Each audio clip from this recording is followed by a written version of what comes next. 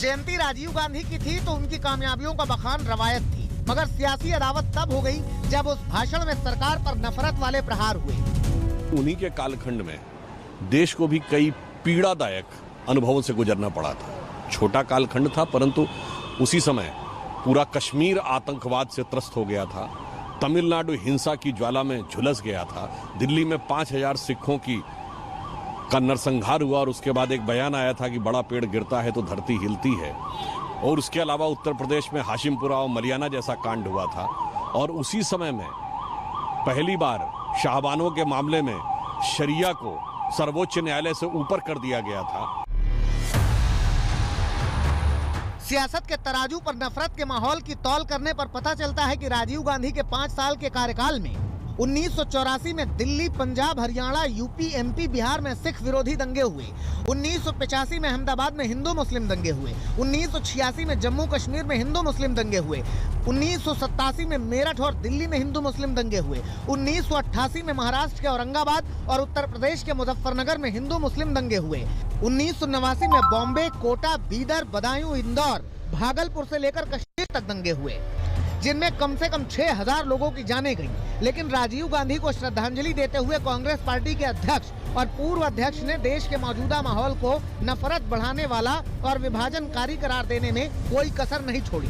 आंकड़े देखने पर पता चलता है कि 2014 में सहारनपुर में हिंदू मुस्लिम दंगे हुए। 2017 में हरियाणा, पंजाब, उत्तर प्रदेश, राजस्थान में राम रहीम के समर्थकों ने दंगे किए। 2018 में बिहार में हिंदू मुस्लिम दंगे हुए और इनमें 40 से ज्यादा लोगों की जानें गईं। मौतों की संख्या के हिसाब से राजीव गांधी के 5 साल का कार्यकाल नरेंद्र मोदी के पहले 5 साल के कार्यकाल के मुकाबले कम नफरती नजर आता है।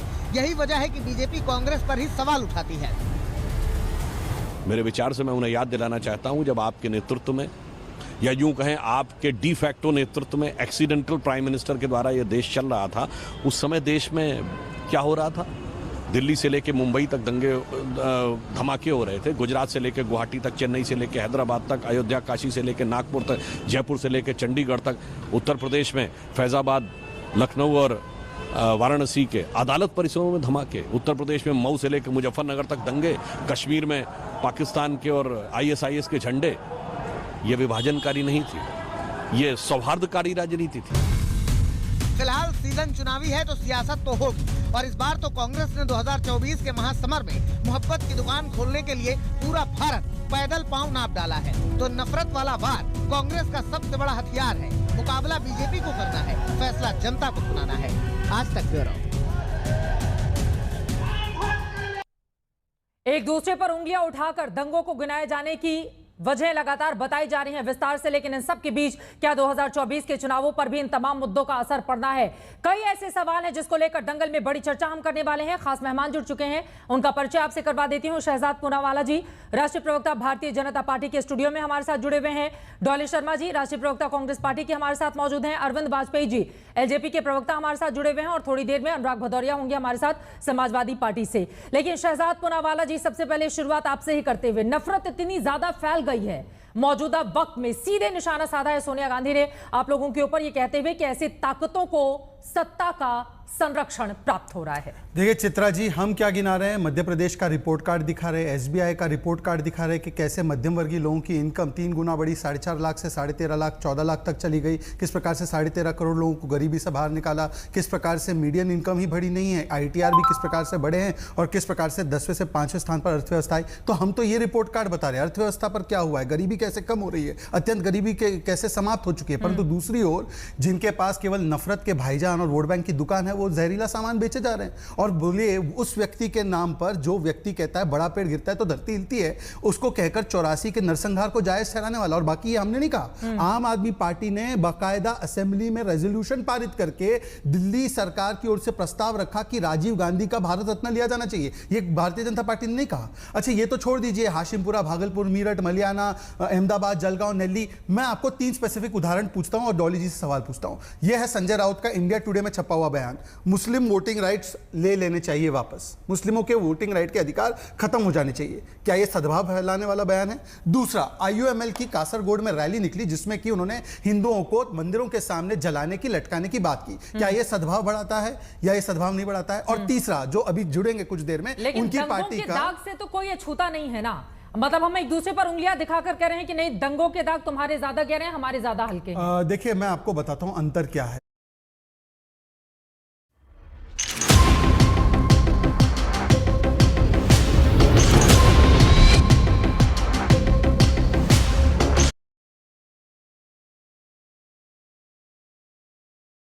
दिया गया, जगदीश टाइटलर चार्जशीटेड है, आज किसकी पार्टी में है?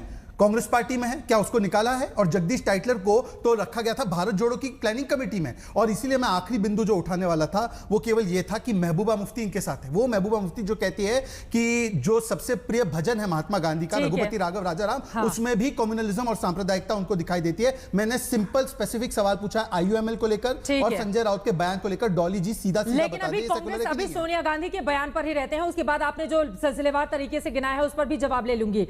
डॉली शर्मा जी, आपके पास आते हुए, नफरत मापने का कोई मीटर है क्या कि इनके वक्त में ज्यादा नफरत फैल गई है, हमारे वक्त में ऐसा नहीं होता था, हमारे वक्त में राजीव गांधी तो परिस्थितियों को बदल देते थे?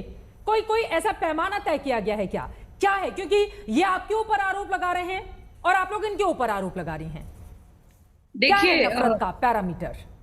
चित्रा जी, हम तो मोहब्बत की दुकान खोल रहे हैं और हर किसी को, चाहे किसान हो, चाहे आज मध्यम वर्ग हो, चाहे आज दबी कुचली जो महिलाएं जिनकी आवाज आज कोई नहीं उठा रहा, वो देश की को गौरवान्वित करने वाली महिलाएं जब आज सड़क पर बैठती हैं तो शहजाद पूनावाला कहीं नजर नहीं आते, लेकिन प्रियंका गांधी उनके आंसू पोंछने जाती है। वहां कोई और भाजपा का नेता नजर नहीं आता। महिला बाल विकास मंत्रालय की मंत्री संसद में दहाड़े लगा लगा कर चीखती हैं, लेकिन उन बेटियों के आंसू पोंछने नहीं जाती। ये एक बार उनसे नहीं पूछती कि आपका दर्द क्या है। देखिए, मोदी सरकार में ये बात तो सच है कि जिस तरीके से आपसी सद्भाव को चोट लगी है वो सब देख रहे हैं। मणिपुर और नूह इसका ताजा एग्जाम्पल है। 140 से 160 लोगों की मौत होने के बाद भी इन लोगों में ये नहीं था कि सद्भाव, इनके दिल में एक बार कोई टीस, इनको पार्लियामेंट में ठाके लगा लगा के चौके और छक्के की बातें करने वालों के चेहरे से कहीं पर भी मणिपुर का दुख नहीं नजर आ रहा। और जब मणिपुर की चर्चा शुरू हुई, जब प्रधानमंत्री अपनी बात रखने लगे, उसके बाद आप लोग वॉकआउट कर जाते हैं, वो भी तो देश ने देखा ना। डॉली शर्मा जी, जब मणिपुर को लेकर, एक सेकंड मैडम मेरी बात सुनिए, जब मणिपुर को लेकर अविश्वास प्रस्ताव विपक्ष लेकर आया था, प्रधानमंत्री बोले, इसके चक्कर में न जाने कितने दिन संसद का कामकाज नहीं हो पाया। और प्रधानमंत्री जब मणिपुर पर बोल रहे हैं तो सारी के सारे सांसद बाहर चले जाते हैं।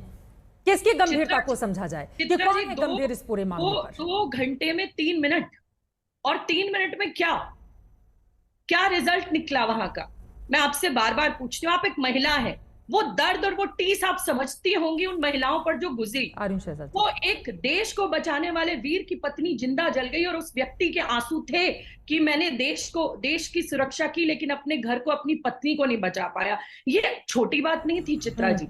और रही बात ये जो बार बार यहाँ पर चीजें गिना रहे हैं, तो आप सत्ता में आए थे ये कहकर कि बहुत हुआ सब पर अत्याचार, अब की बार मोदी सरकार, बहुत हुई महंगाई की मार, बहुत हुआ युवाओं पे अत्याचार, बहुत हुआ महिलाओं पे अत्याचार, अब की बार मोदी सरकार।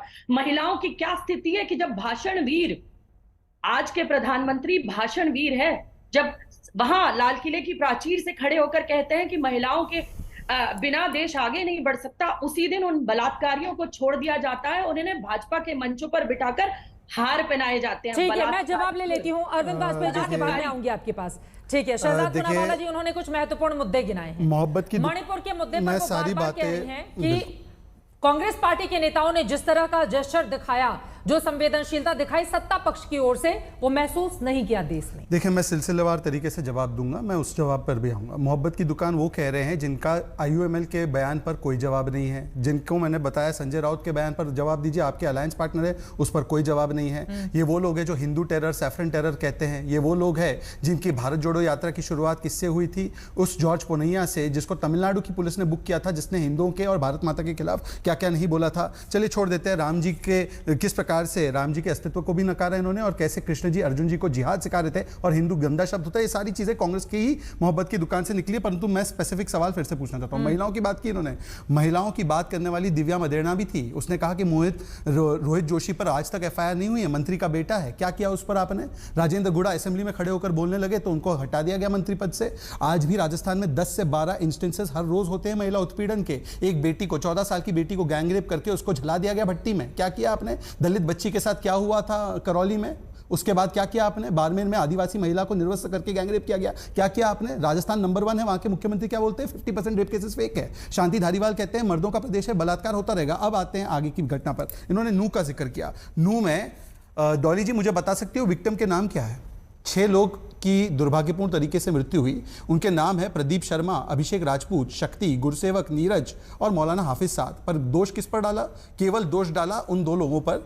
परंतु इन्होंने मामन खान ने जो असेंबली में बोला था और असेंबली में बोलने की वजह से उसको संरक्षण मिला, उसके ऊपर 1 सेकंड। हाँ। और इनका साथी जावेद अहमद कहता है कि मारिए, मैं आपके साथ खड़ा रहूंगा। जावेद अहमद पर आज तक स्टैंड लिया है। ताहिर हुसैन को बचाने का काम किसने किया? हाँ। ताहिर हुसैन नामक दंगाई को अमातुल्लाह खान ने बोला कि क्योंकि वो मुसलमान है उसको बचाया जा रहा है। ये सारी बातों पर आज कांग्रेस पार्टी स्टैंड लेगी कि नहीं लेगी? डॉली जी बीच में बोलने की आवश्यकता नहीं है। हालात खराब हो सकते हैं, अगर इस तरह की स्थिति बन रही थी तो सरकार को भी सोचना चाहिए था। ठीक है, 1 सेकंड डॉली जी, मैं आ रही हूँ, ठीक है डॉली शर्मा जी, मैं आ रही हूँ आपके पास। वो कह रही है कि धर्मों में आप ये लिस्ट गिनाकर धर्म में बांटने की राजनीति कर रहे हैं। बहुत अच्छी बात, ये आरोप लगा, बहुत अच्छी बात है, बहुत अच्छी बात है। चित्रा जी इसका जवाब देता हूं। हिंदू टेरर इन्हीं के नेताओं ने कहा ना। कश्मीर में जो हुआ उसको एक बार इस्लामिक जिहाद बोल दे। कश्मीर में रलीफ सलीफ गलीफ के नारे मस्जिदों से निकले और वहां पर 10 वर्षों में वहां पर सारे हिंदुओं को खदेड़ा गया, बलात्कार हुआ। क्या एक भी बार उनकी आवाज निकली? क्या टिक्कू जी के लिए आवाज निकली? क्या वहां पर जो आरी से काट कर उसका गैंगरेप कर दिया गया? क्या शीला भट्ट जी के? शहजाद जी स्टूडियो में बोलेंगे, फिर आपकी आवाज साफ नहीं हो पाएगी। एक बार इनकी बात हो जाए उसके बाद आप बोलिएगा प्लीज। दोनों लोग बोलेंगे, समझ में नहीं आएगा।